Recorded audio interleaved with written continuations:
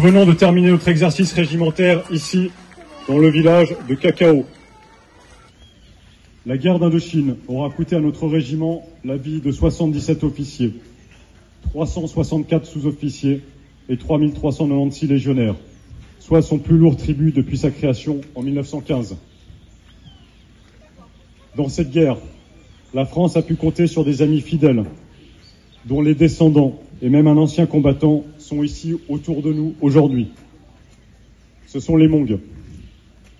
Je ne vais pas relater ici toute leur histoire héroïque, mais rappeler qu'au mois d'avril 1954, le capitaine Sassy et 2000 guerriers Mongs montèrent une opération de secours, l'opération Desperado, qui permit de sauver plus de 200 survivants de Dien Bien Phu. Par un clin d'œil de l'histoire, ce sont des légionnaires du 3e étranger qui accompagnèrent l'arrivée des premières Mongs en Guyane en 1977 en les accueillant à l'aéroport. C'était donc important d'être ici aujourd'hui pour renouer le fil de cette histoire malheureusement tragique. Je pense que nos anciens Mongs et légionnaires seraient heureux de nous voir rassemblés à nouveau pour transmettre leurs souvenirs à la jeune génération.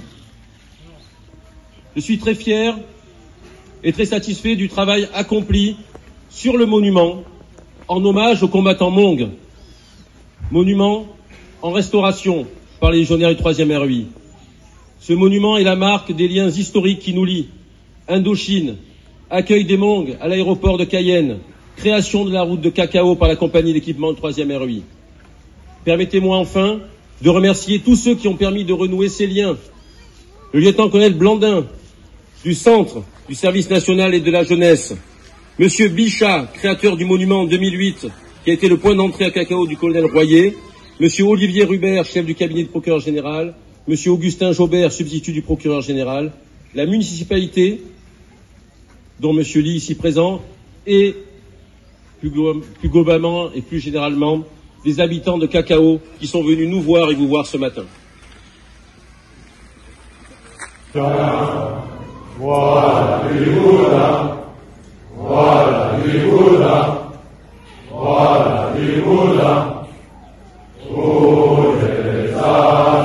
tout à l'heure, vous avez entendu, je suis extrêmement fier de ce que vous avez fait ici, 70 ans après, de cette mémoire qui est entretenue, et je souhaite que ça perdure, et rendez-vous le 27 mai.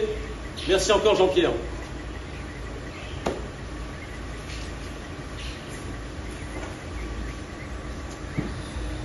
Repos, continuez.